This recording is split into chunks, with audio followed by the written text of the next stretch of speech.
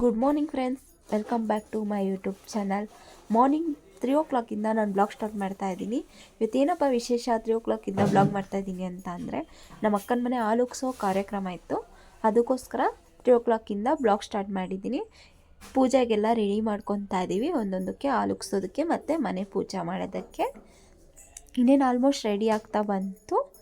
ನಾನು ಕೂಡ ಸ್ಟವ್ ಹತ್ರ ಎಲ್ಲ ಫ್ಲವರ್ಸಿಂದ ಡೆಕೋರೇಷನ್ ಮಾಡಿದೆ. ಸ್ವಲ್ಪ ಅಷ್ಟೊಂದೇನು ಚೆನ್ನಾಗಿಲ್ಲ, ಅದು ಸಿಂಪಲಾಗಿ ಮಾಡಿದ್ದೀವಿ.